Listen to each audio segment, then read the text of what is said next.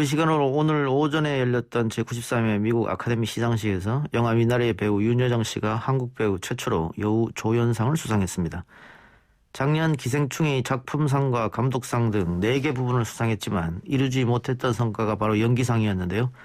한국 영화사를 다시 쓴 배우 윤여정 씨의 수상, 그 쾌거에 대해 전문가와 함께 이야기 나눠봅니다. 윤성은 영화 평론가 연결합니다. 평론가님 나와 계십니까? 네, 안녕하십니까. 네. 자, 우선 시상식 전부터 윤여정 씨의 여우 조연상 수상 가능성이 매우 높다고 점쳐졌었는데 수상 이유는 어디 있다고 보세요? 네, 먼저 윤여정 씨가 보여준 새로운 캐릭터가 가장 주요했다고 보는데요. 할머니 같지 않은 할머니의 모습, 좀 보다 개구지고 좀 거칠지만 또 거기에는 손주에 대한 사랑이 있는 할머니의 모습을 잘 연기해줬는데 영화의 요소에서 특히 윤여정 씨가 조연이지만 분위기를 계속 바꿔놓게 됩니다. 처음에는 좀 유머러스한 캐릭터인 것처럼 보이지만 또 후반에는 이 영화에서 슬픔과 감동을 전달하고 또 가족들을 모이게 만드는 이런 역할들을 해내는데요.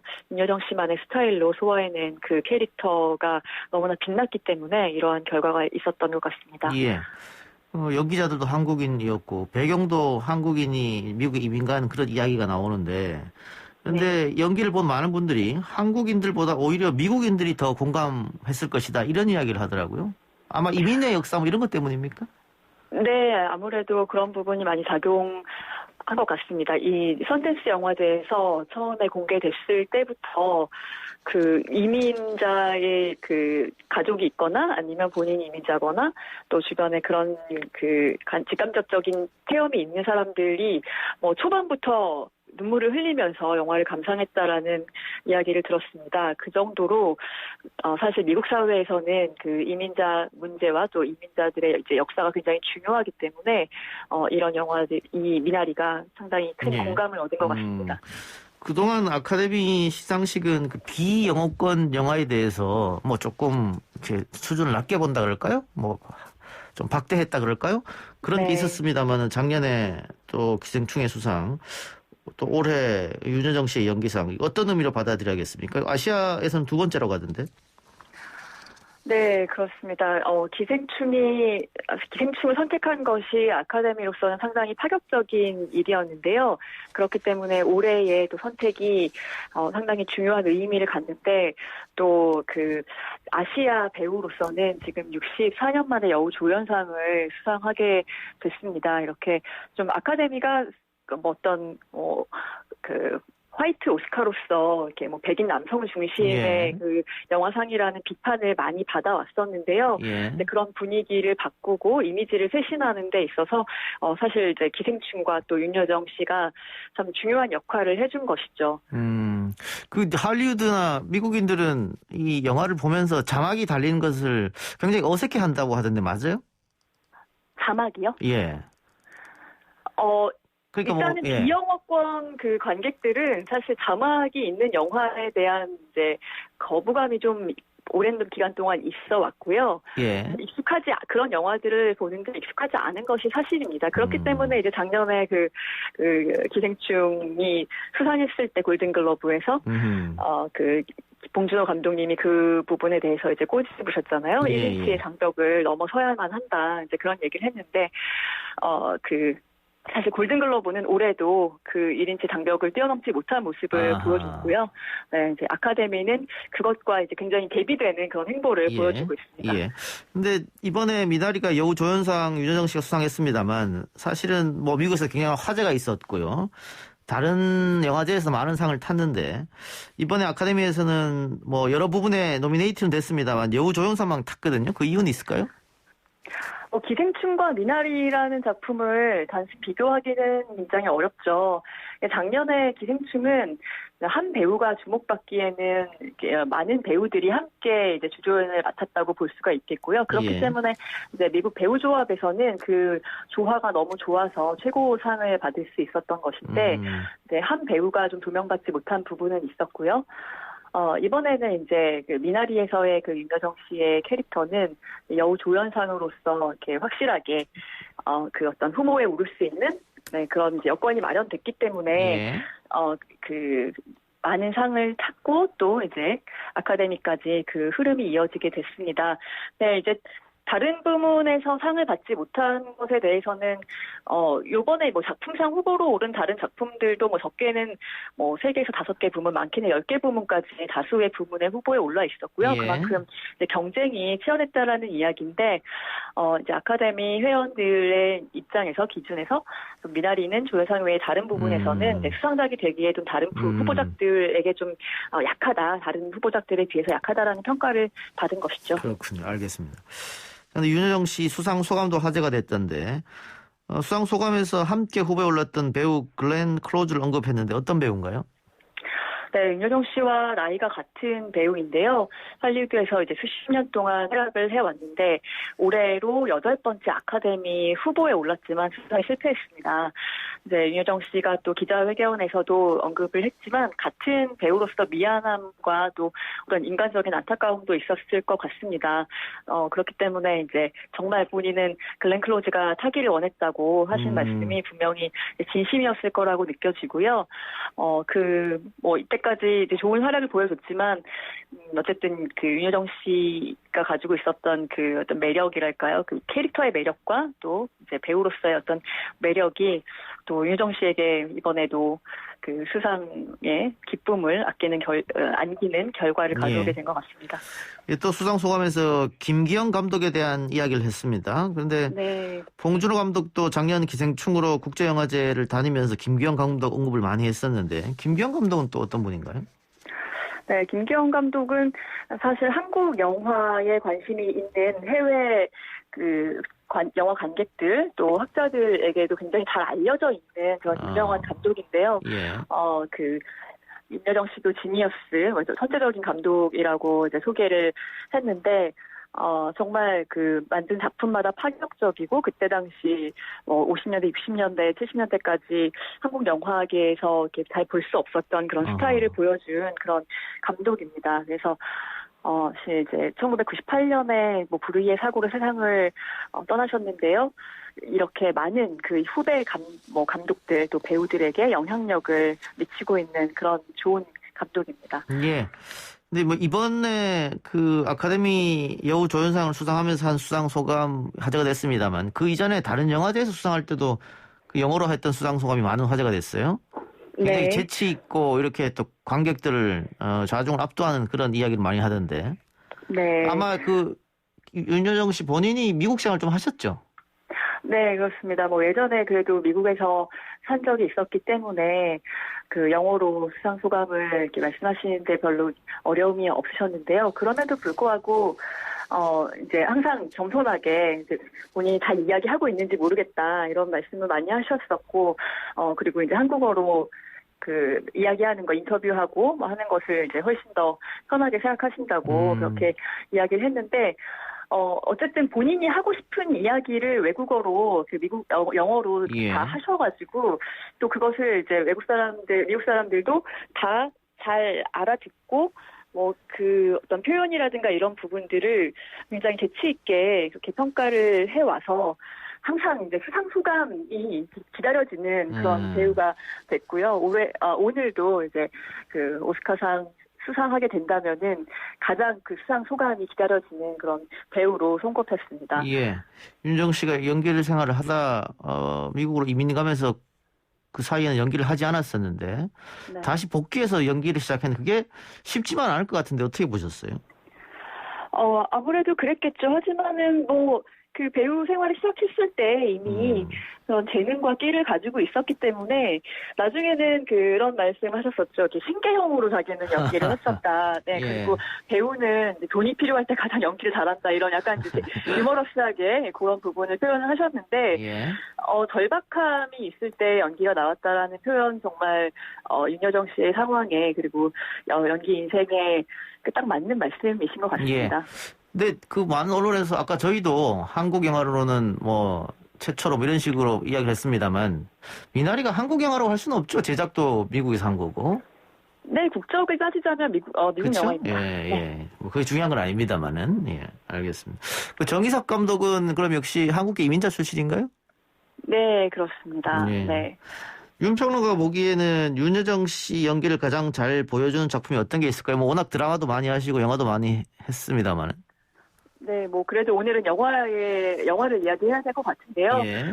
뭐 멀리 갈 것 없이 우선 미나리를 안 보신 분들이 많으시더라고요. 예. 아직 사실 한국에서 개봉을 했는데 이렇게 이제 뉴스에 많이 화제가 됐음에도 불구하고 지금 한 90만 명 정도밖에는 이제 보지 않았거든요. 예. 그리고 지금 이제 VOD 서비스로도 영화를 보실 수 있습니다. 예. 그래서 미나리의 그 연기가 정말 아카데미 여우 조연상을 수상하게 한 작품이기 때문에 좀 보시기를 권고해 드리고, 그리고 오늘 또 언급한 그 데뷔작이었던 김기영 감독의 화녀가 지금 50년 만에 재개봉한다는 소식이 있습니다. 예. 네, 그래서 이 작품에서 보여준 그 또 강렬한 화녀의 연기 같이 감상해 보시면 예. 좋겠습니다. 그럼 평론가님 보셨을 때 그 기생충은 1,000만 돌파했지 않습니까? 뭐 네. 그때는 코로나19가 이렇게 유행하지 않았던 그런 이유는 있겠습니다만 미나리도 꾸준히 해외 영화제라든가 그 영화 전문가들 입소문으로 극찬을 받았는데 미나리는 왜 이렇게 흥행이 지금 안 되고 있을까요? 네, 물론 이제 코로나 여파도 분명히 있을 예. 것이고요. 일단 영화관에 가는 것을 좀 꺼려하는 예. 시기이기 때문에 그런 부분도 있는데 기생충이랑은 좀 비교하기가 어려운 작품입니다. 뭐 저예산 영화인데요. 저예산 예. 영화가 다 그런 것은 아니지만 이제 아무래도 그 이 영화의 감독의 어떤 성격이나 스타일이 자극적인 것이 아니라 예. 어떤 이야기를 담백하게 끌고 가는 그런 스타일을 보여주고 어떤 다른 상업적인 영화들에 비해서 조금은 좀 소박하다 그럴까요? 그런 부분들이 있어서 대중들이 아마도 뭐 기생충 같은 영화 똑같이 이제 아카데미에서 뭐 6개 부문 후보에 오르고 했기 때문에 그런 영화를 이제 기대하고 보셨다면은 조금은 기대와 달랐다라는 그런 평가를 내리실 수 있을 것 같아요. 예. 어떤 분들은 보고 나서 생각보다 밋밋하다 이런 평을 하시는 분도 계시긴 하더라고요. 네, 그렇습니다. 이제 그런 평가가 나오는 것도 분명히 이해할 수 있는 부분인데요. 이 영화가 또 가지고 있는 그런 밋밋함이 어떻게 보면 더 이 영화의 특성이자 또 매력이 될 수 있는 거죠. 예, 네, 알겠습니다. 아주 무자극의 예. 영화, MSG가 전혀 없는 그런 영화로 보시면 될 것 예. 같습니다. 그 완전한 상업 영화는 보기 좀 어렵겠네요. 네, 그렇습니다. 예. 자, 이번 아카데미에서 작품상과 감독상은 노매드랜드에게 돌아갔는데 이 영화는 어떤 영화입니까? 노매드라고 하면은 어떤 한 곳에 정착하지 않고 계속 떠돌아다니는 사람들을 이야기를 하는데요. 예. 이 영화에 바로 그런 사람들의 모습이 담겨 있습니다. 마치 이제 다큐멘터리를 보는 것처럼 그런 기법으로 만들어졌는데요. 그 주인공이 어떤 이제 사랑하는 사람도 잃고 일자리도 잃고 밴을 타고 계속해서 돌아다니면서 잠깐 일하고 또 자리를 옮기고 하는 그런 식으로 살아가는 사람의 모습을 보여줍니다. 어떤 모든 사람들이 정착해 있다고 생각하지만 사실은 이제 마음속으로는 방황하고 있고 그리고 우리의 인생이 또 어떻게 알 수 없는 그런 길로 계속 가지 않습니까? 어떤 그런 인생의 뭐 정수를 이런 영화를 통해서 이제 보여줬기 때문에 그런 부분에서 높게 평가받아서 예. 이번에 이제 작품상과 이제 감독상을 수상하게 됐습니다. 예, 알겠습니다. 마지막으로 하나만 더 여쭙죠. 이 영화 제목이 미나리잖아요.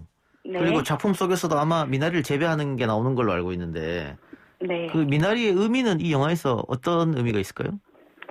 네, 영화에서도 이제 원더풀 미나리라는 그런 표현이 있는데요. 예. 미나리는 그냥 어디나 넣어 먹을 수 있고, 부자에게나 강한 사람들에게나 다 필요하고, 그리고 어디서나 잘 자라고, 이렇게 극중 캐릭터 이제 윤여정 씨가 한국에서부터 미나리를 가져와서 이렇게 좋은 물가에다가 심어서 예. 나중에 이제 그것을 모든 가족들이 이제 즐기게 되는 그런 모습이 나옵니다. 그래서 그 미나리가 가지고 있는 어떤 생명력 그런 것이 이제 우리 이민자들의 모습과 닮아 있고 또 희망을 주는 그런 어떤 매개로 작용하고 있습니다. 예, 알겠습니다. 평론가님 오늘 인터뷰 고맙습니다. 감사합니다. 네, 지금까지 윤성은 영화평론가였습니다.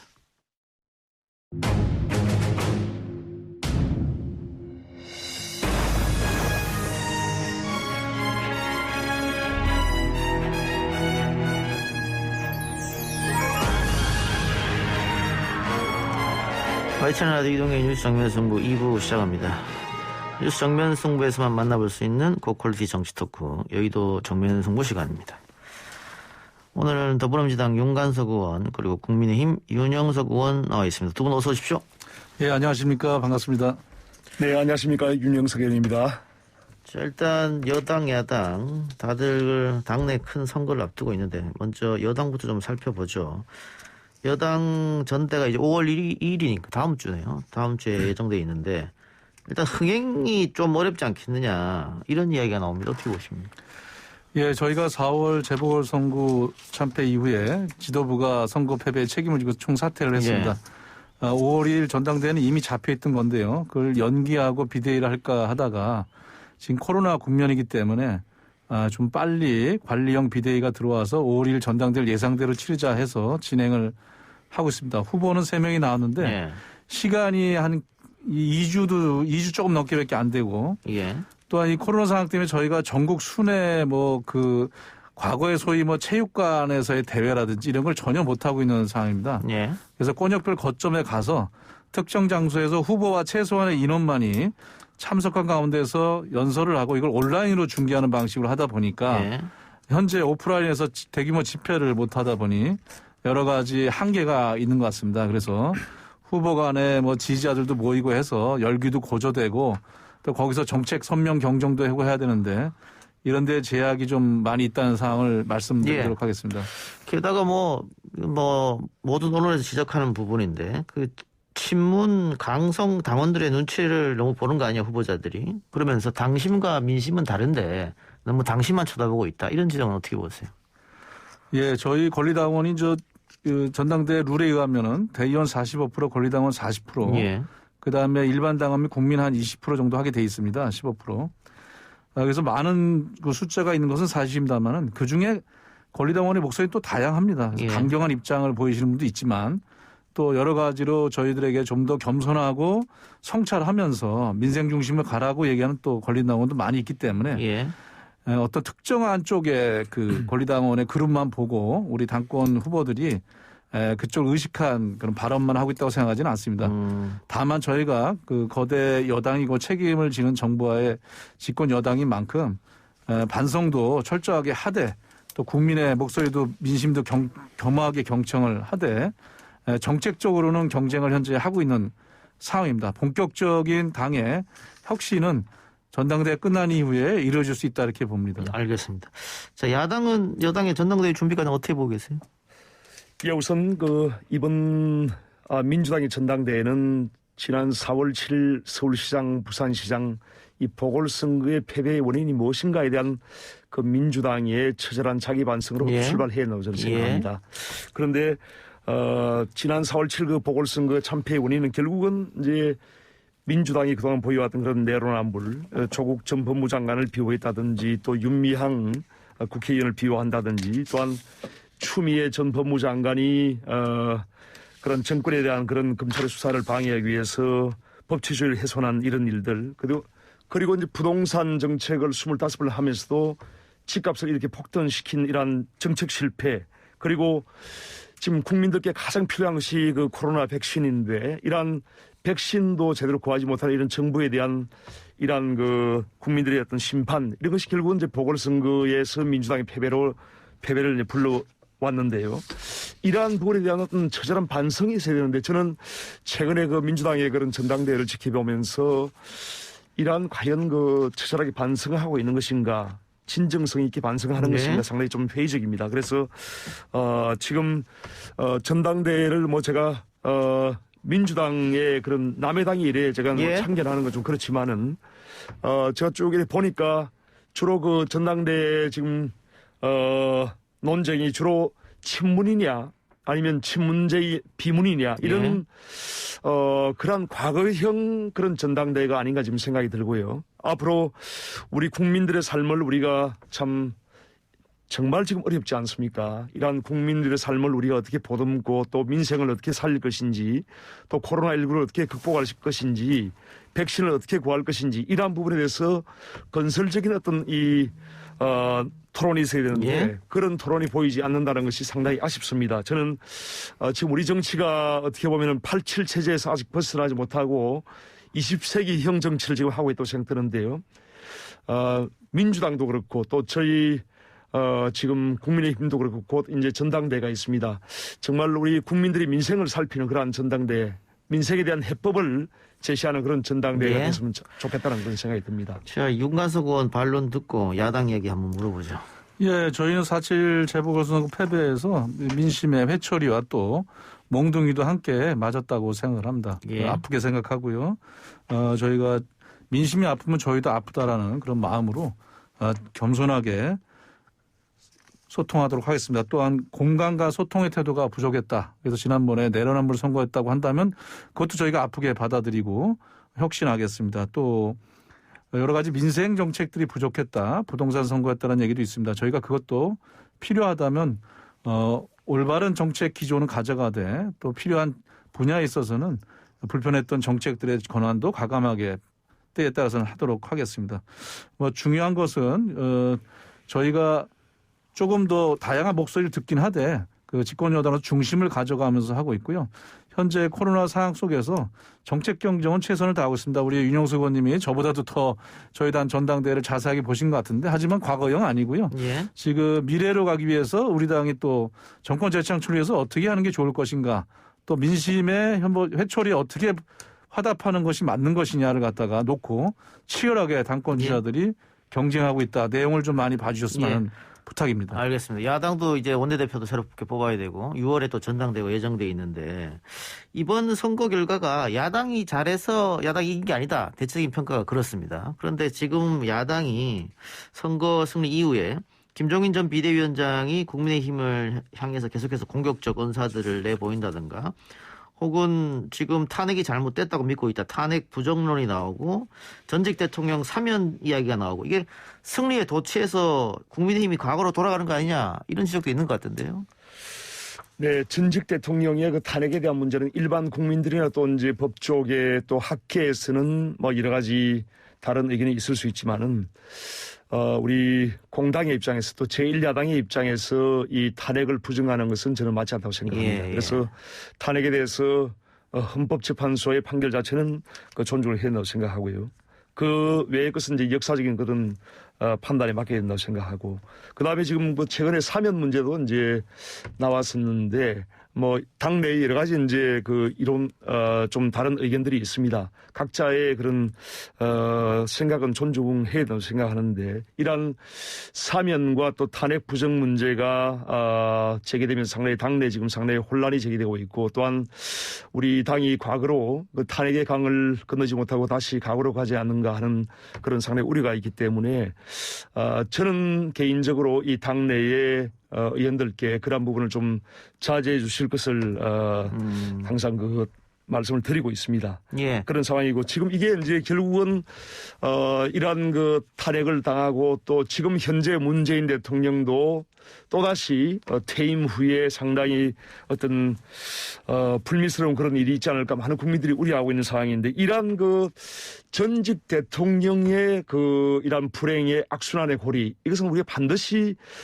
단절시켜야 되는데 이런 것이 결국은 제왕적인 대통령제에서 기인하는 바가 크기 때문에 이러한 그 대통령제의 어떤 폐해를 우리가 그 극복하기 위해서 저는 그 4년 중임 대통령제로 개헌을 하고 대통령의 그러한 권한을 뭔가 견제할 수 있는 그런 장치가 필요하다고 저는 생각합니다. 그래서 차제에 우리가 내년 그 3월 9일 대통령 선거이기 때문에 그 전에 이러한 그 현행 대통령제에 대한 저는 대통령제를 찬성을 합니다. 그렇지만 이러한 대통령제에 대한 제왕적 권력에 대한 근본적인 이러한 그 문제 제기를 우리가 다시 한번 생각하고 해결 방안을 지금 만들어야 된다고 생각합니다. 뭐 개헌 이야기 오늘 할 건 아니니까 개헌 이야기는 저희가 따로 시간을 한번 빼서 왜냐하면 지금 300명 국회의원 중에 개헌에 대해서 거의 다 찬성할 겁니다. 다만 방법론에 대해서 조금씩 차이가 있는데 그 부분은 다시 저희가 시간 내서 한번 개헌 얘기 해보도록 하고요. 그 지금 윤 의원님 말씀처럼 이게 여론조사에도 나오는데 탄핵 부정 발언 그리고 사면 이야기하고 나서 국민의힘 지지율이 약간 떨어졌고 민주당 지지율이 좀 올랐거든요. 당 지지율이. 그런 부분에 대해서는 이 국민의힘 쪽에서도 한번 내부적으로 토론을 좀 해볼 필요가 있지 않느냐. 그래, 저 자신도 그 당시에 그 탄핵에 반대한 그런 입장이었습니다만은 그렇지만 지금 이것은 이미 이제 역사의 한 페이지를 우리가 넘어왔고 그다음에 너무 이제 과거로 자꾸 우리가 그 회귀를 하게 되면은 상당히 우리 당이 그 어려운 입장에 빠질 수 있기 때문에 또 국민들도 그런 국민 간의 어떤 갈등이나 분열을 더 부추길 수가 있습니다. 그렇기 때문에 우리의 미래를 위한 그런 정치로 앞으로 나가야 된다 하는 그런 취지에서 제가 말씀을 드리는 겁니다. 예, 알겠습니다. 자, 지금 전당대회 좀 앞두고 있고 양쪽 다 결국은 이번 전당대회는 뭐 민주당은 5월달, 국민의힘은 6월달입니다만 결국은 대통령 선거가 있기 때문에 내년에 경선을 얼마나 또 효과적으로 또 공정하게 다루느냐 이게 중요한 거 아니겠습니까? 이번 전당대회에 나오는 후보들 여러 명 있겠습니다만 윤 의원님 생각하시기에 꼭 필요한 자질은 뭐가 필요하다고 생각하세요? 우선 그 우리 정치가 미래를 향해서 나가야 되기 때문에 미래에 대한 비전을 확실하게 가진 그런 당대표가 돼야 되고요. 그다음에 지금 그 문재인 정부를 거치면서 우리 국민들의 어떤 분열이 극심하다고 저는 생각합니다. 각종 계층 갈등이나 또 성별에 대한 그런 갈등 그리고 지역 갈등 이런 것이 이념 갈등까지 지금 중첩이 되어서 국민들의 그런 분열이 극심한 지경인데 정말 새로운 우리 당대표, 양당의 당대표가 마찬가지입니다. 국민 통합을 이끌어낼 수 있는 그런 당대표가 되어야 됩니다. 그리고 우리 당 입장에서는 지금 내년 3월 대선에서 반드시 승리해서 정권 교체를 이뤄내야 되기 때문에 이러한 정권 교체를 이뤄내기 위해서는 우리 당의 국민의힘의 당대표는 모든 그 범야권을 통합시킬 수 있는 그러한 통합의 정치를 할 수 있는 그러한 당대표가 저는 필요하다고 생각합니다. 예. 그래서 이러한 미래에 대한 비전과 또 국민 통합과 범야권 통합을 통한 정권 교체를 이끌어낼 수 있는 당대표가 반드시 필요하다고 생각합니다. 예. 같은 질문 드릴게요. 예. 저는 무엇보다도 저희가 이제 5월 1일 전당대회를 안 나왔습니다만은 저희 당원들이나 또는 민심이 요구하는 것은 1차적으로 우리 당대표가 통합형 또 유능하고 그리고 또 정권 재창출에 능력을 보이는 그런 후보를 당대표로 요구하고 있다고 생각을 합니다. 정부와의 관계에 있어서도 일단 코로나 상황이기 때문에 백신 문제라든지 코로나 극복에 앞장서야 될 거라고 생각을 합니다. 저는 이번 저희 5.2 전당대회에서 선출되는 당대표가 민생과 개혁을 통합해서 더 큰 하나로 만들어 가고 또한 민심과 당심도 다 통합해서 더 큰 하나로 만들어 가서 결국은 공정함과 유능함과 통합을 세 축으로 해서 정권 재창출에 기여할 수 있는 만들어낼 수 있는 후보가 당원들과 또 국민들의 지지를 받을 거라고 생각을 하고 저희가 5월 이후에 내부적인 성찰과 혁신은 또 프로그램을 만들어서 국민들이 수용할 때까지 최선을 다하도록 하겠습니다. 다만 저쪽 국민의힘도 전당대회 6월 앞뒀는데 지난 4.7 선거 이후에 뭐 탄핵 부정이라든가 또 사면론 나오는 걸 보면은 탄핵을 부정하고 사면론이 나온다. 이게 사실 모순된 거 아니겠습니까? 그런 면에서는 또 승리에 또 너무 도취된 것이 아닌가라는 생각이 들고요. 이건 국민들이 선거를 갖다가 승리했다고 해서 뭐 탄핵이나 이런 것들을 다 용서한다 이런 것은 아니라고 생각합니다. 그런 부분에 대해서는 국민의힘도 좀 각성이 필요하다 이렇게 지적하고 싶습니다. 예. 그런데 결국은 며칠 지금 전대가 남지는 않았습니다만 친문, 비문, 주류, 비주류 이런 싸움이 혹시 있지 않겠느냐. 지금까지 계속 나왔던 제3후보 결국은 친문 후보가 지금 없으니까 시간을 좀 벌어보자 이런 데서 나온 게 아니냐. 결국은 권력투쟁 양상으로 흘릴 가능성도 있다 이런 지적도 있거든요.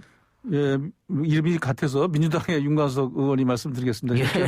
제3후보는 저 대권 때 얘기고요. 당권에서는 현재 3명이 활동하고 있고 거기서 굳이 막 세부적으로 자꾸 언론이 가르니까 친문, 비문, 범친문의 비주류 뭐 이렇게 나오곤 있는데요. 저희가 집권 여당에서 큰 틀에서는 하나라고 생각을 합니다. 다만 현재 좀 더 어떤 입장을 강조했다서의 차이라고 생각하는데 그 부분은 당신과 민심이 잘 결정해 줄 거라고 봅니다. 알겠습니다. 자, 야당도요. 뭐 초선 당대표 이야기도 나오고 탈 영남 후보 뭐 이런 얘기도 나오고 최근에 또 김기현 의원과 정청래 의원이 또 뭐 이런 비슷한 이유로 설전을 벌이게 됐지 않습니까? 그런 이야기는 당 내에서는 어떻게 보고 계십니까? 뭐 도로 영남당이다, 뭐 영남을 하면 안 되냐, 뭐 이런 것들. 지금 우리 국민의힘은 오랜 침체기를 거쳐서 새로운 그 도약이랄까요? 새로운 어떤 길로 우리가 가기 위한 그런 진통의 지금 시기에 있기 때문에 당내에서도 백가정명식의 그런 토론이 저는 바람직하다고 생각하고요. 예. 그리고 초선 당대표론이 나오는 자체가 우리 당이 그만큼 변화하고 있다는 것을 보여주는 것이기 때문에 저는 상당히 바람직하다고 생각합니다. 그래서 예. 지금 당대표 후보로 저도 지금 당대표 후보 중에 한 명이고 현재까지만 해도 한 7명 정도의 지금 당대표 출마자가 지금 나오고 있는 상황인데 예. 지금 초선, 뭐 3선, 4선, 5선 다양한 선수를 가진 또한 다양한 그 지역적 배경이나 또 출신 배경을 가진 그런 분들이 지금 출마를 하고 있는 것은 저는 상당히 바람직하다고 생각합니다. 그래서 예. 지금 저는 이제 이번 그 당대표 선거는 정말 새로운 미래에 대한 비전을 놓고 우리가 선의 경쟁을 하는 그러한 전당대회가 되기 때문에 저는 결과가 좀 의외의 그런 결과가 나올 수 있다. 꼭 이제 현재 최다선이 5선이거든요. 예. 5선 당대표가 아닌 3선이 나올 수도 있고 또 초선이 나올 수 있는 그런 상당히 의외의 그러한 결과도 나올 수 있는 그런 전당대회라고 생각합니다. 뭐 초선이 나오면 굉장히 센세이션을 일으킬 것 같아요. 그렇죠. 이게 이제 한국 정치의 어떤 변화를 상징하는 그러니까, 것이기 예. 때문에 저는 그 자체가 바람직하다고 저는 생각합니다. 좀 지켜보겠습니다. 주제를 좀 바꿔서요. 코로나19 자영업자들에 대한 손실보상제 소급 적용. 여야가 오랜만에 한 목소리를 내는 상황인 것 같은데 기재부가 여기서 어떤 스탠스를 취하느냐 이게 관건인 것 같습니다.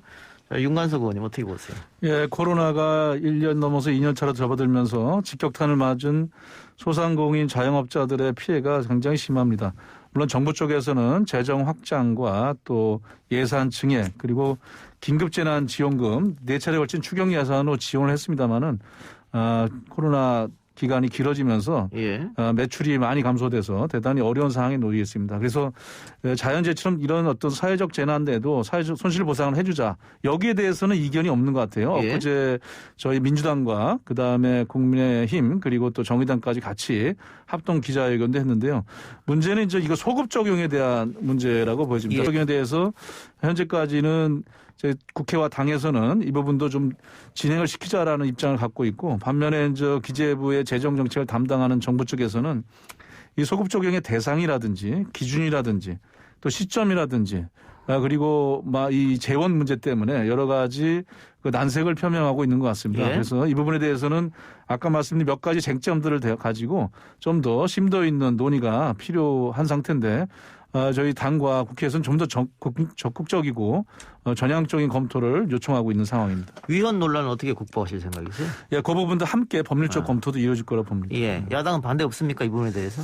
일단 위헌 문제는 이제 이게 소급 적용이라는 것이 불이익을 부과할 경우에는 소급 적용이 있는 상당히 위헌적인 요소가 있지만은 이거는 혜택을 주는 것이기 때문에 위헌적인 요소는 발생하지 않을 것이라고 보고요. 그다음에 이제 결국은 이제 가장 중요한 것은 이제 재원에 관한 문제입니다. 예. 이게 지금 손실보상을 소급 적용할 경우에 지금 약 한 30조 원 정도의 그러한 재원이 소요될 것으로 예상되기 때문에 이러한 재원을 어떻게 조달할 것인지 우리 여야가 같이 머리를 맞대야 되고요. 기본 원칙은 자영업 소상공인들이 가장 그 코로나19에 가장 협조한 그런 분들이고 또한 가장 많은 피해를 본 분들이기 때문에 소급 적용은 반드시 해야 된다고 저는 생각합니다. 반드시 해야 된다. 네.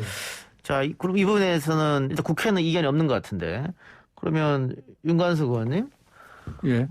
선거 전에 한번 이거 검토해 보지 그랬어요. 소급 적용 이렇게. 물론 저 선거 전에도 법안이 준비가 됐었고요. 예. 또 여러 가지 검토를 했습니다. 근데 선거 때 이 부분을 또 야당하고 협의하기가 쉽지는 않은 상황이었고 또 자칫하다간 성공으로 논의될 가능성이 있기 때문에 저희가 좀 더 그 시스템적으로 입법 근거를 만들기 위해서 사실 정부 측과 많은 논의를 하고 있는 상황이고요. 지금 자영업자 소상공인의 피해 장기화 심대화 때문에 일정한 소급 적용이 필요하다 이렇게 저희는 판단하고 있습니다. 예. 근데 소급 적용이 아까 말씀하신 것처럼 여러 안을 좀 살펴봐야 되는 게 있기 때문에 네네. 그럼 빠르게 처리되지는 게 좀 어렵겠네요. 뭐 저희가 의지가 있다면은 그 적극 검토하고 또 일단 논의가 되는 것 자체가 힘들어하는 소상공인 자영업자들한테 작은 희망이 될 것이라고 봅니다. 예, 알겠습니다. 자, 이 다음 요즘 핫한 비트코인 문제입니다. 이게 야당에 먼저 물어보죠. 윤정석 의원님. 비트코인 정책을 두고 국회도 지금 떠들썩한데 은성수 금융위원장이 지난주 국회에서 암호화폐 인정할 수 없다. 다만 소득이 있는 곳에 세금은 매기겠다. 이렇게 얘기해서 비트코인 또 암호화폐 지금 투자를 하고 있는 특히 젊은 층에서 상당히 불만을 표시하고 있는 것 같습니다. 여기에 대해서 야당은 오히려 젊은 층 편을 들고 있는 것 같은데요. 지금 이제 비트코인 이런 그 암호화폐 시장이 일반 그 주식 시장에 비해서 거래 금액이 더 클 정도로 지금 상당히 예. 그런 양상을 보이고 있는 상황이기 때문에 금융위원장은 굉장히 책임 있는 말을 해야 되고 또한 그 준비된 그런 뭔가 발언을 해야 되는데 제가 보기에는 전혀 준비되지 않은 그런 발언을 함으로써 시장에 상당한 그 혼란이 생기고 또한 젊은 층들에게 상당한 실망감을 줬다고 저는 생각합니다. 예. 이 암호화폐에 관한 문제가 생긴 게 벌써 상당히 오랜 시간이 지났거든요. 예. 특히 이제 2017년도에도 이런 그 화랑장세가 왔었고 그 뒤에 좀 침체했다가 다시 이제 그 화랑장세가 오고 있는 그런 상황인데 현 정부가 이런 그 암호화폐 시장에 대해서 전혀 지금 준비를 안 했습니다. 그래서 관련 어떤 법적인 그런 규정이라든지 또 암호화폐 시장의 어떤 기준이나 원칙에 대해서도 전혀 지금 이걸 제도화시키지 않았기 때문에 지금 어떻게 보면 상당히 이거 혼란스러운 그런 상황이거든요. 예.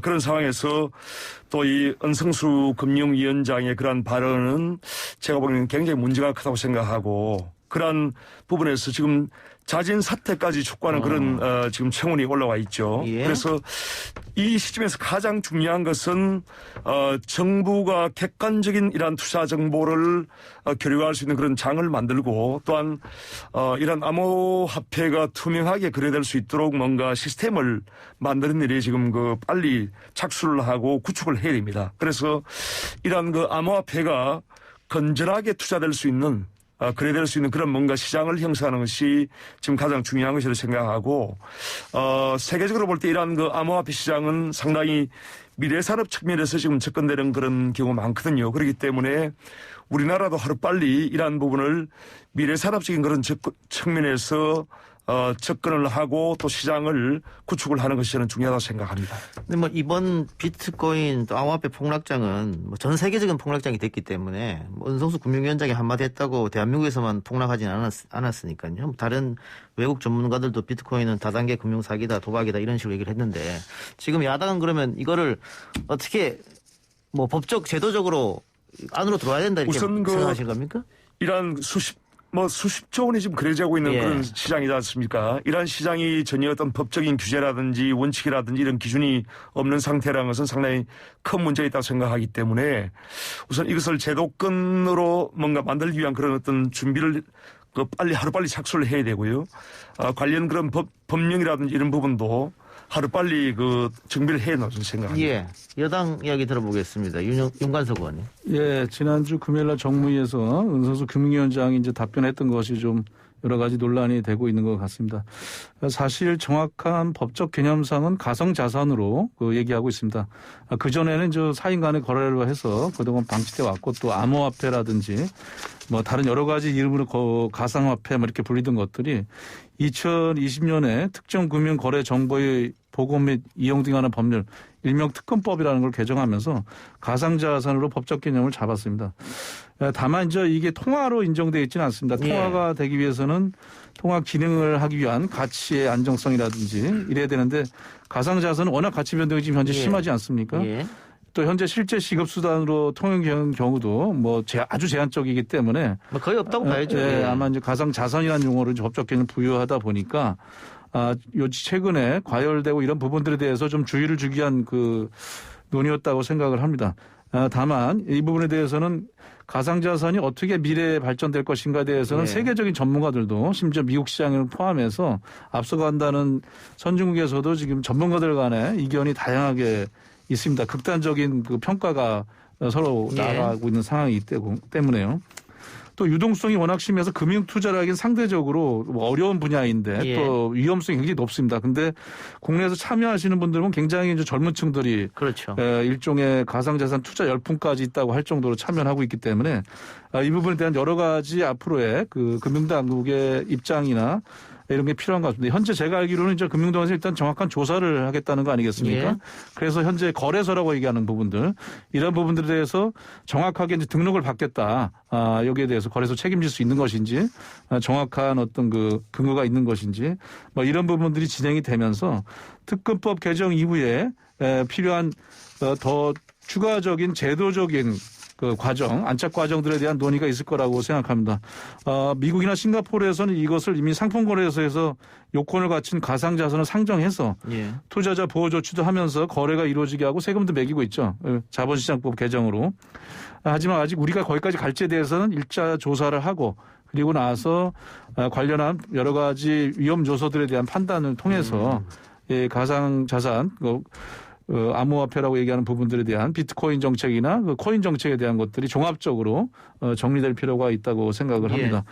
아마 논란이 더 심해졌던 것은 그 세금을 내년부터 이제 매기겠다 이렇게 하니까 수익이 있는 곳에 이제 세금이 있다라는 원칙은 있지만 그러나 세금을 매기면서 왜 전혀 다른 조치를 하지 않느냐 이런 것이기 때문에 일단 조사부터 시작하면서 관련한 내용들을 저희가 좀 빠르게 준비할 필요가 있다고 보여집니다. 예, 어쨌든 지금 아까 뭐 윤 의원님 말처럼 주식보다 자산이 더 많이 들어와 있기 때문에 어쨌든 금융당국이라든가 정책당국이라든가 정치권에서 머리를 맞대고 한번 논의의 장을 마련해야 될 것 같고요. 또 윤관석 의원 지적대로 이 코인 거래소가 그동안 뭐 해킹을 당했다거나 혹은 폐쇄하고 그냥 소위 말하는 먹튀죠. 그런 일이 있었기 때문에 그게 보호가 안 되지 않습니까? 그러면 어쨌든 보호를 할 필요가 있으니까 정치권에서 좀 연구가 필요할 것 같은데 야당에서 TF를 만든다고요? 예, 저희가 여기에 대한 어떻게 이제 이것을 제도권화할 것이냐 하는 그런 부분에 대해서 그리고 미래산업 측면에서 이 시장을 어떻게 볼 것인가 또 미래를 어떻게 준비할 것인가 이런 부분에 대해서 저희가 연구하기 위해서 TF팀을 만들고 관련 법령을 지금 정비를 연구를 하고 있는 상황입니다. 예. 네. 오영환 의원이 오늘 민주당에 그런 얘기를 했는데 왜 청년들이 가상화폐에 뛰어드는지 그것부터 파악해야 된다. 저는 제대로 짚었다고 보거든요. 예, 사회적으로 그 청년들이 이제 일단 이런 약간 좀 위험한 그 자산에 투자하는 부분에 대해서는 저희가 또 그것대로 접근하고 대책을 서야겠습니다만은 이 금융으로서 접근하는 부분에 대해서는 이제 논의를 시작하고 조사를 시작해서 좀 더 미래 자산이 될 수 있는지에 대한 여러 가지 제도적 장치나 입법적 근거들을 검토해봐야 될 것 같습니다. 예. 그러니까 과거에는 사실은 뭐 아무것도 없이 시작해도 10년, 20년 후에 내 월급으로 주택 구입할 수 있다는 희망이 있었는데 지금은 그게 사라졌기 때문에 아마 주식시장에 2030 세대들이 몰리고 또 이제는 암호화폐 시장에 이렇게 몰리는 게 아닌가 싶습니다. 좀 갑갑한 상황입니다만은 정치권에서 머리를 맞대서 좋은 해결책을 내줬으면 하는 바람이고요. 오늘 두 말씀 여기까지 듣겠습니다. 수고하셨습니다. 예, 감사합니다. 예, 감사합니다. 예, 지금까지 더불어민주당 윤관석 의원, 국민의힘 윤영석 의원이었습니다.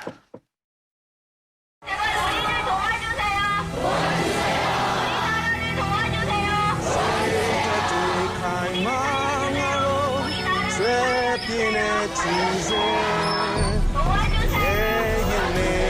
help your mom. We need your urgent international help right now. Oh, make it a better place for you and for me and the entire human race. There are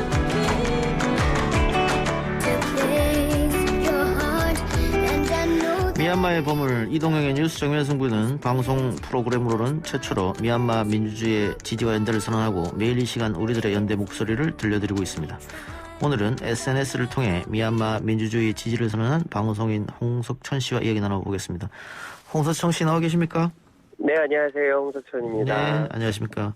안녕하세요. 최근 예능 프로그램을 통해서 가수에 도전하시던데. 제가 감히 도전하는 건 아니고요. 예.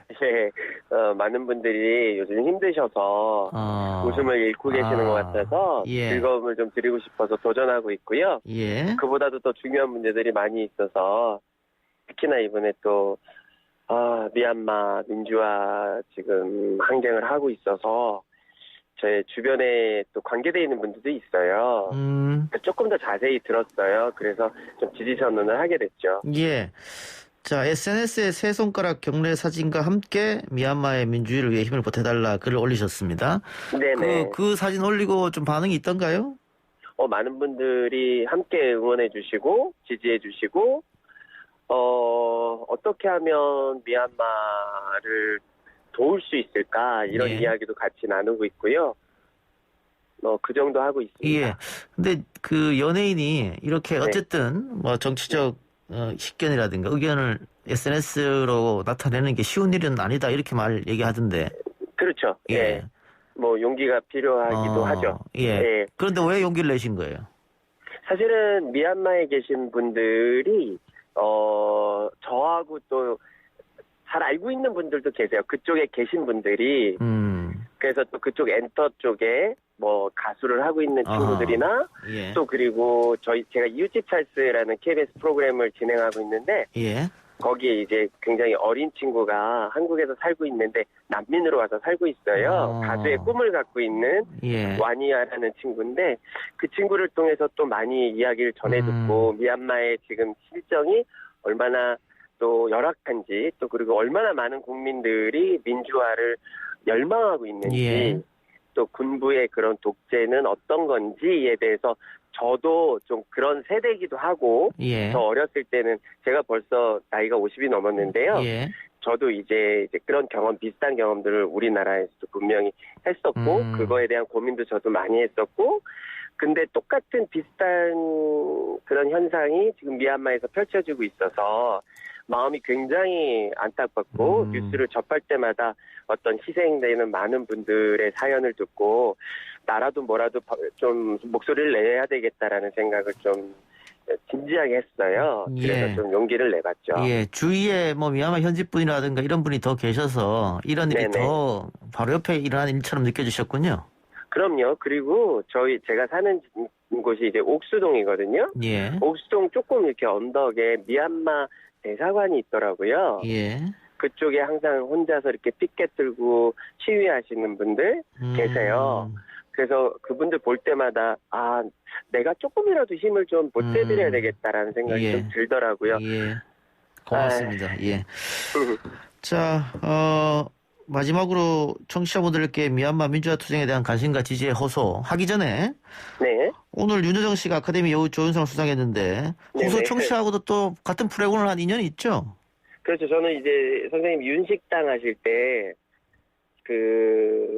인도네시아에 가서 촬영할 때 제가 메뉴 짜는 거를 가르쳐 드렸거든요.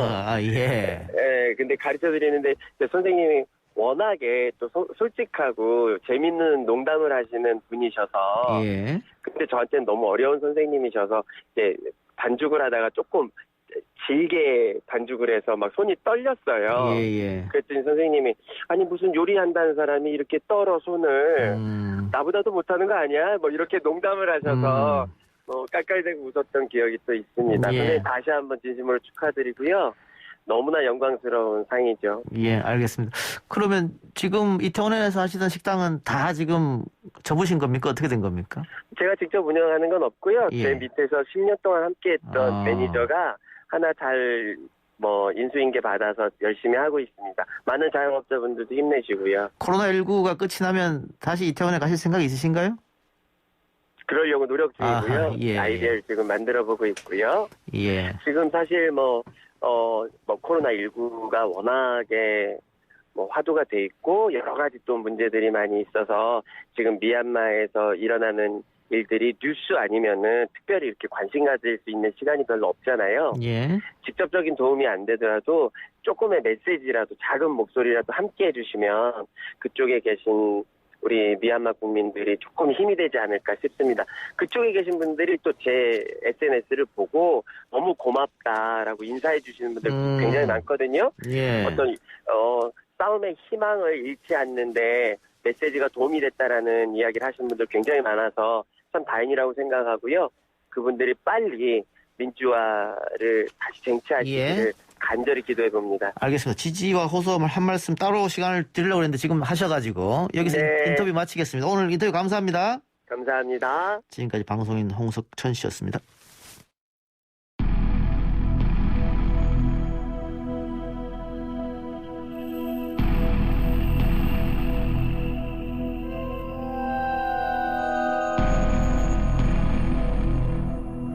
매주 월요일 진행되는 사건 처리반 미제 사건들을 집중적으로 파헤쳐보는 시간이죠. 뉴스 정면승배 사건 처리반장 배상원 프로파일러 나오셨습니다. 어서 오십시오. 안녕하세요. 오늘 살펴볼 미제 사건은 안산 리어커 토막 살인 사건인데요. 예. 이 어떤 사건입니까? 예, 사건은 2011년 7월 경기도 안산에 있는 한 아파트 놀이터에서 방치된 리어카 안에서 그 아이스박스 안쪽에서 상당히 부패가 진행된 변사체가 발견돼서 신고가 된 사건입니다. 예. 이게 그 놀이터에 리어카가 오래 있었습니까? 그 자체는 2008년 3월부터 방치돼 있었다고 합니다. 꽤 오래됐었네요. 그렇죠. 예. 그러면은 범인이 이 놀이터를 알고 있고 리어카가 거기 오래 있었고 뭐 이런 것도 파악했을까요? 아니면 우연찮게 그렇게 됐을까요? 근데 이제 제가 다른 어떤 탐사 프로그램 때문에 직접 현장에 가서 봤는데 이게 왜 놀이터에 되는지를 놀이터에 가서 그 위치에서 보면은 딱 나옵니다. 왜냐하면 이분이 사시던 곳이 눈앞에 바로 보이는 3층이었거든요. 그 베란다에서 여기가 바로 보입니다. 그러니까 여기는 그냥 방치한 곳이 아니라 일종의 감시? 그러니까 나도 사실은 누가 가져가면은 확인할 수 있는 그런 공간입니다. 그렇군요. 시신의 상태는 어땠습니까? 상당히 부패가 진행돼서 실제로는 뭐 사인조차 밝혀내지 못할 정도였는데 다만 옷이 없는 상태, 알몸 상태였었고 좀 신기한 것은 양쪽 엄지손가락이 없어졌습니다. 사라진 거죠. 그리고 이제 이게 뭐 사실 사지가 뭐 여러 가지 절단된 상태이기 때문에 그게 좀 사실 참혹한 상태였었죠. 피해를 입은 사람의 신원을 감추기 위해서 뭐 손가락 전체를 훼손하는 경우는 봤는데 딱 엄지만 한 건 이유는 어디 있을까요? 이제 이거는 이제 뒤에 이제 말씀드릴 이 사건과 관련된 용의자의 전적과 관련된 부분 때문에 그렇습니다. 그러니까 실제로 이 엄지만 가져가서는 의미가 없거든요. 그렇죠. 왜냐하면 엄지는 신원 확인에 불가능하기 위한 것이 아니라 다른 용도일 것이다. 라고 추정했었습니다. 뒤에서 그럼 다시 얘기하기로 하고 신원은 확인됐습니까? 피해자 신원? 그 부패가 안 된 손가락 일부에서 지문으로 채취돼갖고 발견됐었습니다. 바로 아까 말씀드렸던 그 바로 앞에 아파트 3층에 살던 여성분이셨죠. 그러면 실종 신고는 안 된 상태였던가요? 그게 사실 좀 애매한 것은 실종 신고라고 하는 것이 그분 자체가 거기 있었던 것 자체가 사실은 좀 애매했던. 왜냐하면 이 피해자분이 뇌성마비 4급 장애인이셨어요. 그러면은 활동 자체가 좀 안 될 것 같은데. 그러니까 방 안에만 계셔야 되는 분이거든요. 근데 2006년 4월에 입주민으로 등록한 것이 마지막인데 문제는 그 집의 주인이 이걸 등록하면서 일종의 수급비 같은 거를 가지고 된 거죠. 장애인 수급비 말씀입니까? 그렇죠. 그렇게 된 거죠. 그러니까 이게 좀 묘한 상태. 그러면 언제부터 이분이 돌아가셨는지 언제 돌아가셔갖고 유기됐는지의 상황이 좀 레인지가 너무 넓습니다. 이게 뭐 국가서에서도 정확하게 언제 사망한지 잘 알 수가 없으니 너무 부패됐기 때문에. 그렇죠. 그러면은 일단 뭐 리어커 안에서 나왔기 때문에 자체가 경찰은 리어커 주인부터 찾았을 것 같아요. 그 리어커 주인이 아까 말씀드린 그 집의 주인이었고 하필 또 그였었고 그 리어커 주인이 이 정 씨였었는데 66살의 정 씨였었는데 이분은 2009년 12월에 암으로 이미 세상을 떠났었습니다. 그래요? 그러니까 실제로는 이 분의 책임이 있을 수 있는 사람이 죽어버린 상태로 발견된 형태가 된 거죠. 아까 장애인 부정수급 이야기 하셨잖아요. 그렇죠. 그리고 이 리어커의 주인도 그 사람이고. 그렇죠. 그러면은 당연히 의심할 수밖에 없는데요. 그렇죠. 강력한 용의자네요, 그러면. 강력한 용의자죠. 왜 그러냐면은 이건 이제 뭐 다른 데서 나오지 않았지만은 제가 탐사 프로그램이랑 같이 추적을 하면서 이분의 전과를 확인했는데 그분이 사실은 그 이전에 20년 전 이전에 상당히 강력한 살인 전과가 있어서 근데 그게 대단히 좀 잔혹해 했었습니다. 근데 이분이랑 같이 돌아가신 분이랑 어떤 관계였었냐면 보통 이제 이런 그 가석방 같은데 좀 도움을 받으려고 수감자들이 바깥에서 교회라든가 이런 걸 하러 오신 분들이랑 결혼을 합니다. 옥중 결혼? 그렇죠. 예. 옥중 결혼 때문에 이분이 감형을 받은 상태입니다. 사실 상당히 그것 때문에 논란이 됐었던 부분도 있었고, 그러니까 의도적으로 이것을 이용하지 않았느냐. 예. 그런 것이라고 하면은 강력한 살인의 동기가 될 수 있는 거죠. 그러니까 이 사람이 과거에 살인으로 무기징역을 선고받았는데, 그렇죠. 그 장애를 갖고 있는 분하고 옥중 결혼을 함으로 해서 가석방이 됐다. 그렇죠. 이런 것 때문에 이 가석방 없는 무기징역 제도를 만들어야 된다. 이렇게 그렇죠. 얘기가 나오는 거겠죠. 15년 만에 나왔으니까. 가석방이 됐고, 아하. 그리고 그 과정에서도 상당히 안 좋은 어떤 행동들을 하고 다녔다. 예. 까지가 이제 저랑 같이 방송사 탐사팀들이 확인한 바거든요. 근데 이제 문제는 중간에 죽어버리고 이 피해자는 그 이전에 돌아가셨기 때문에 예. 이 상황이 어떤 상황인지에 대한 그래서 미제로 빠지게 되는 상황이 되는 거죠. 아까 그 손가락 어떻게 된 겁니까? 그래서 이제 왜냐하면 이 살인 사건의 그 전과 자체가 상당히 그와 비슷한 방식의 전과였었어요. 그 전에 예. 범행이 예. 살인으로 그 수감될 때 그 방식 자체가 상당히 그 아주 위험한 범죄였습니다. 그래서 그때 관련된 걸로 비슷한 방식이었습니다. 그럼 이 강력한 용의자가 지금 사망했으니까 이거 어떻게 뭐 공소권 없습니까? 어떻게 된 겁니까? 예. 근데 이제 그때 일부의 얘기는 그랬습니다. 예. 사실은 다른 어떤 상황이 있지 않아요. 공범이 있지 않느냐. 왜냐하면 지금 그 상황에서 상당히 관련된 돈 관련 분도 있었고 그것이 명확하지 않았기 때문에. 예. 근데 수사는 이미 그 용의자가 죽었기 때문에 그냥 거기서 멈추게 된 거죠. 근데 그 피해자분이 네. 어쨌든 뭐 심각한 장애를 안고 있습니다만 가족이 있을 거 아닙니까? 근데 가족들이 있음에도 불구하고 이 사람이 부정수급해서 탔다는 게 약간 이해가 안 되는데요. 근데 이제 그 가족도 이제 그 남편하고는 이혼을 하셨고. 이혼했고, 예. 그 전년도에 이혼을, 이제 말하자면 생적이 나오기 이전에 이혼을 하셨고. 예. 그리고 저 아들이 있었는데 자폐를 가진 아들이 있어갖고 사실 이분은 돌아가셔도 찾을 사람이 없었던 거죠. 그렇네요. 그러니까 그걸 노렸을 수도 있겠네요. 일부러 의도적으로 이전에 이미 범행이 이루어졌을 수도 있다. 왜냐하면 그 안에서 움직이지 못하기 때문에 누구도 확인을 못했다는 거예요. 이분의 생존을. 예. 알겠습니다. 그래서 사실은 안타깝죠. 예, 하나 더 살펴보죠. 수원 노숙 소녀 살인 사건인데 이게 꽤 유명한 사건인데 아직 해결이 안 됐나 보네요. 사실은 해결은 됐죠. 그래요? 근데 예. 문제는 이제 그 범인들이 무죄가 됐죠. 그렇습니까? 예. 그 유명한 박준영 재심 전문 변호사님이 이 전면에 등장하시는 사건입니다. 예. 사건 자체는 2007년 5월 14일에 새벽 수원에 있는 한 남자 고등학교 매점역 계단에서 10대 소녀가 숨진 채 발견됐는데요. 몸에 이제 상당히 그 많은 폭행 자국과 머리에 사실은 출혈 때문에 돌아가시게 된 건데요. 그것 때문에 이제 경찰들이 오인을 한 거죠. 이 소녀가 노숙 소녀라고 잘못 알려지게 된 계기가 된 겁니다. 예. 실제로는 노숙 소녀가 아니었거든요. 근데 사건명이 노숙 소녀가 된 부분이기 때문에 그래서 이제 수원역의 노숙자들을 두지게 되면서 사건이 사실은 산으로 가게 된 부분인 거죠. 이게 10대 소녀다 보니까 지문 같은 것도 뭐 등록이 안 돼 있을 테고. 그렇죠. 신원 확인하기 어려웠겠네요. 근데 그것도 참 어려운 것은 분명히 얼굴은 확인할 수 있었거든요. 예. 용의자 그러니까 피해자 몽따지만 돌리고 사실은 여러 가지 면에서 찾을 수 있었을 텐데 무려 50일이나 걸렸다는 겁니다. 신원 확인에. 그러니까 부모님이 찾아오셔서 확인했었죠. 그래서 그것도 사실은 좀 너무 미흡한 것이 아니었나. 그러면 노숙이 아니라 뭐 가출 소녀 뭐 이렇게 되는 거였나요? 이게 가출도 애매한 거는 완전히 가출한 것이 아니라 사실은 좀 집안 사정이 좀 안 좋아서 잠깐 이제 나왔던 그런 상황이었다고 합니다. 예. 그러면 처음에는 노숙으로 잘못 경찰이 판단해서 그러면 초동 수사는 실패했다 이렇게 보여지네요. 그렇죠. 그래서 노숙자들을 주로 두주고 다니다가 처음에 탐문수사를 그래서 노숙자 2명이 검거가 되게 됐죠. 예. 그랬는데 결국은 그 노숙자는 잘못 검거한 것이고 후에 가출 청소년 5명을 기소했더라고요.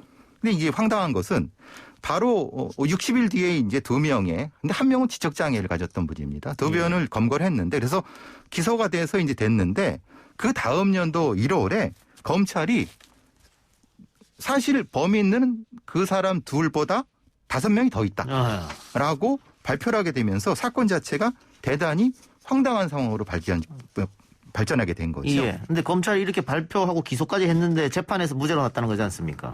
다 무죄가 나왔죠. 다 7명 다. 예, 예. 어떻게 된 걸까요? 그러니까 왜 그러느냐. 그래서 박준영 변호사의 말도 그렇고 사건 자체 전체적인 어떤 걸 봤을 때 상당히 압박 그리고 뭐 때리기도 했다 그러고 여러 가지 상황에서 자백 중심의 수사를 했다. 그래서 그 노숙자 두 분도 그렇고 또 청소년들은 더더욱 더 심각한 형태의 압박을 받아서 자백을 할 수밖에 없었다. 이게 결국은 다른 증거가 전혀 없었던 거예요. 그럼 강압 수사에 의한 허위 자백이라고 판사는 판결했나 예, 보죠? 그렇죠. 그리고 실제로 증거도 CCTV도 분명히 현장을 가는 CCTV에 이들이 찍힌 게 없습니다. 예. 근데 문제는 그걸 수사했던 경찰이 그것을 누락시켜 버렸습니다. 예. 그러니까 실제로는 이거는 범인이 될 수가 없는 상황이었던 거죠. 예. 그러면 다 무죄 났으면 진범을 찾아야 되지 않습니까? 근데 이 황당한 것은 뭐냐면 이런 사건은 경찰에서 미제 처리가 안 됩니다. 예. 왜냐하면 이미 한번 잡았기 때문에 예. 무죄가 났기 때문에 이걸 미제 사건을 수사를 해야 되는데 예. 안 하는 거죠. 왜 그렇죠? 모르겠습니다. 저도. 왜 그러는지. 미제 사건으로 처리를 해서 범인을 잡아야 되는 거지 않습니까? 기소를 한번 했으니까는 미제가 그렇죠. 아니다 이렇게 그렇게 판단한 되는 건가요? 예, 예. 근데 문제는 이거죠. 예. 그렇게 잘못 수사했던 형사나 검사들은 아무도 처벌받은지 그렇죠. 않습니다. 예, 예. 오히려 뭐 더 잘 나갔다는 얘기도 그렇습니다. 근데 이 얘기는 뭡니까? 피해자가 사망하기 전에 집에 남자 한 명, 여자 한 명 친구를 데리고 왔다. 그러니까 이제 그럼 원래 진범이 누구냐라를 예. 이제 탐사 프로그램에서 추적을 했더니 예. 실제로 이 피해자가 어떤 집을 나가기 전에 누군가 찾아왔었다. 남자 하나 여자 하나가. 근데 예. 그들에 의해서 집안에 있는 폐물을 가져 나오게 된 강요를 했다. 그러니까 당연히 그러면 그렇게 강요할 정도는 그 사람들이 범인일 가능성도 있죠. 예. 그러니까 오히려 그 사람들을 수사했어야 되는 건데 예. 왜 그 사람들은 안 하고 엉뚱한 사람을 수사했냐라는 문제제기가 된 거죠. 예. 그러면 이 사람들은 어떻게 뭐 경찰에서 수사를 안 했으면 그 탐사 전문팀 같은 경우 인터뷰 같은 것도 안 했나요? 추적은 했긴 했는데요. 예.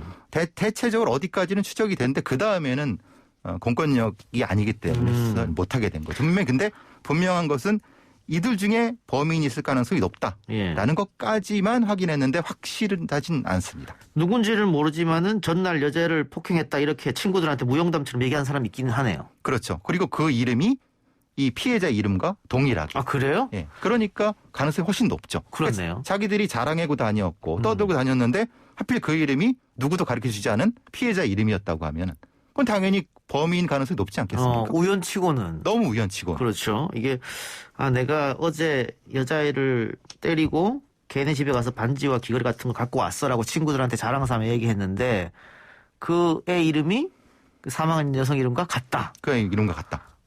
이거 다시 수사하면 잡을 수 있을 것 같기도 한데요. 그러니까요. 근데 이제 문제는 이거죠. 시간이 또 너무 흘렀군요, 지금. 그런데 수사를 하면 그때 수사를 잘못한 것이 드러나는 거 아닙니까? 그렇죠. 누군가 책임을 져야 되는 거 아닙니까? 예. 근데 이제 아직까지도 그분들은 잘못 수사했다고 인정하지 않으니까 이걸 어떻게 처리할 것인가에 대한 문제죠. 공수처로 가야 되나요? 아니죠. 그건 아니겠죠. 예. 공소시효는 어떻게 됩니까? 그건 이제 검사가 불법적인 걸 해야 되지만 이거는 그 상황도 아닌 것 같고 좀 애매한 상황입니다.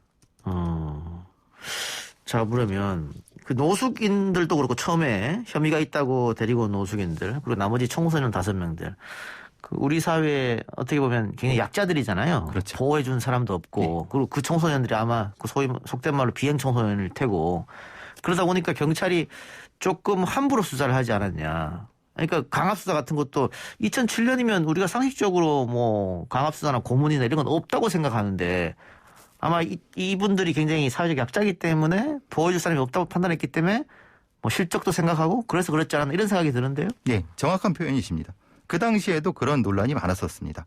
왜 미성년자인데 동석시키지 않았냐. 어떤 부모라든가 아니면 혹시 다른 어떤. 법적으로 미성년자 하게 돼 있죠. 그렇게 동석하게. 근데 그것을 이른바 임의 규정입니다. 그래서 이제 그걸 강제 규정으로 만들어야 된다. 근데 당시는 임의 규정이었기 때문에 시켜도 되고 안 시켜도 되니까 안 하죠. 그러니까 어린애들 겁줘갖고 자백하게 만들고 이렇게 돼서 결국은 사건 자체가 일종의 조작이 돼버린 거죠. 증거 조작이 돼버린 거죠. 예.